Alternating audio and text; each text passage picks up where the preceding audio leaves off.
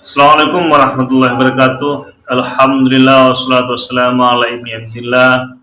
Amma ba'du, para sahabat bisikan dari langit yang dirahmati oleh Allah Subhanahu wa taala.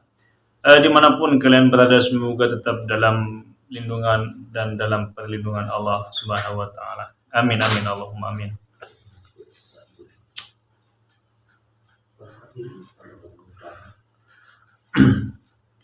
Ada suatu pembahasan yang sangat menarik pada hari ini terkait mengenai persoalan ekonomi Indonesia dan juga negara tetangga Malaysia.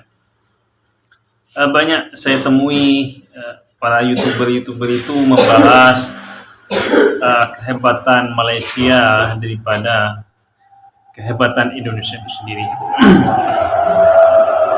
Mungkin dalam satu sisi ya, bahwa nilai uang Malaysia jauh lebih tinggi daripada nilai uang Indonesia, bahwa mungkin dalam ketenangan, dalam bidang lapangan pekerjaan, Malaysia jauh lebih unggul daripada negara Indonesia.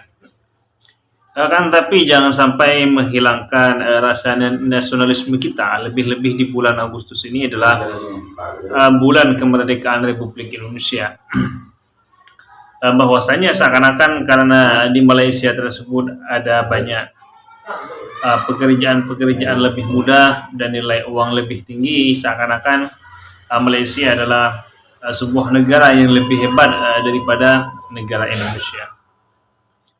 Tapi kalau kita lihat di dalam sejarah Nusantara itu sendiri, bahwa Malaysia, Thailand, Filipina, Singapura, Brunei Darussalam itu masuk dalam wilayah Nusantara itu sendiri, di mana pusatnya adalah Sriwijaya, pusatnya adalah Singosari, Malang, dan juga Majapahit.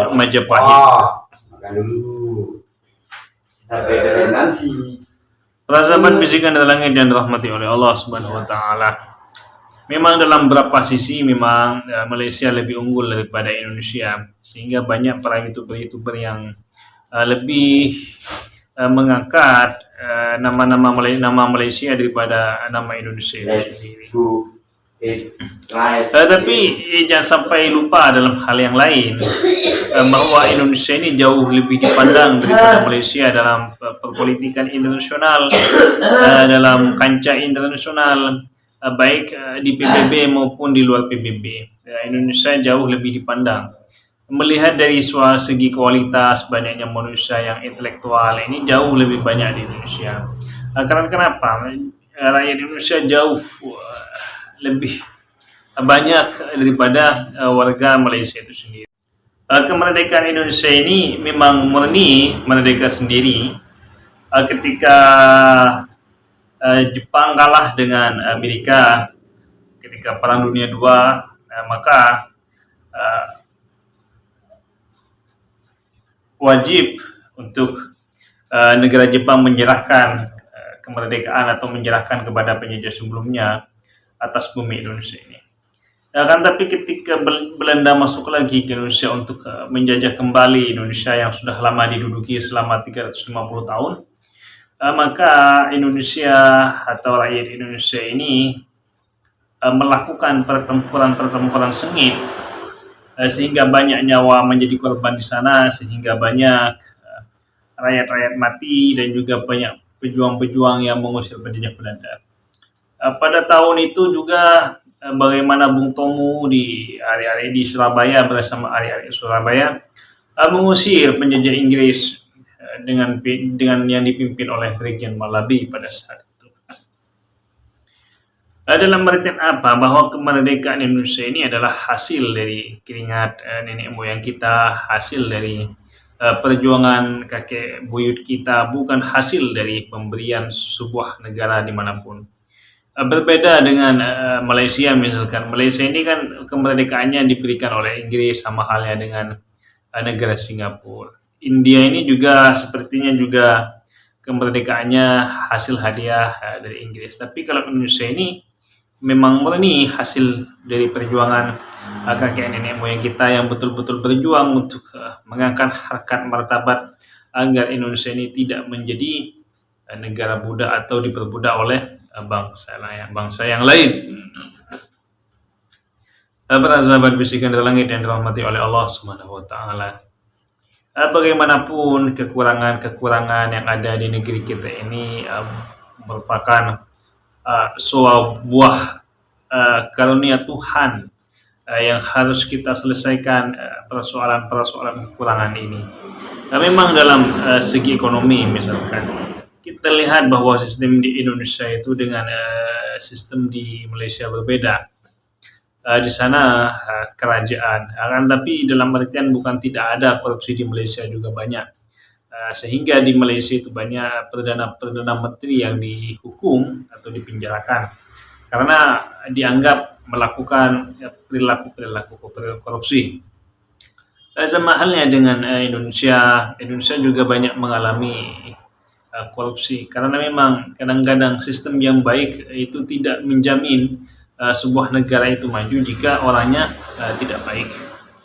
Karena untuk melakukan pemilu demokrasi di Indonesia ini menghabiskan sekitar 2.000 triliun. Uang itu bukanlah uang sedikit yang dikeluarkan di kantong-kantong para calon yang dibagi-bagikan kepada peserta pemilih.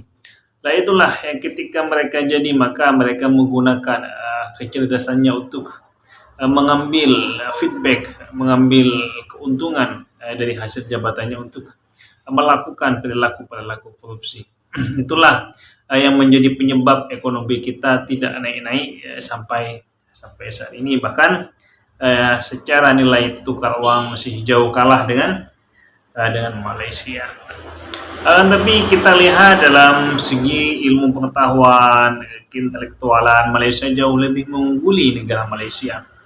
Walaupun banyak para youtuber yang terlalu mengagung-agungkan Malaysia misalkan, bahwa Indonesia ini banyak memiliki nilai-nilai positif atau nilai-nilai yang lebih unggul daripada negara Malaysia. Contoh misalkan di dalam persoalan militer, Indonesia mencapai puncak jika di Asia Tenggara ini.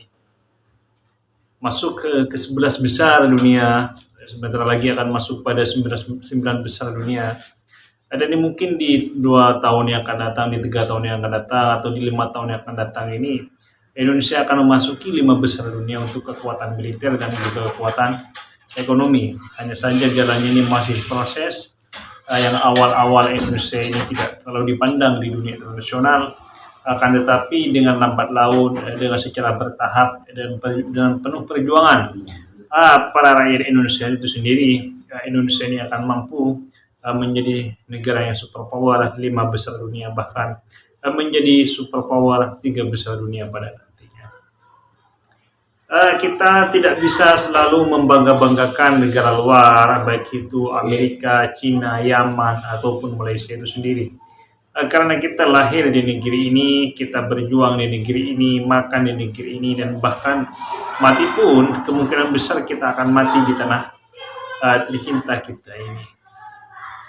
Sehingga rasa nasionalisme kita harus ditumbuhkan sehingga menyebar kepada yang lain, kepada generasi kita, bahwa cinta tanah air itu bukan hanya sebagian dari iman, tapi kewajiban bagi para penduduk bumi itu sendiri. Jelas bahwa nafas kita, raga kita, tubuh kita ini, ruhnya ini, atau penciptaannya ini diambil dari bumi Indonesia dan akan kembali pada bumi Indonesia pada akhirnya.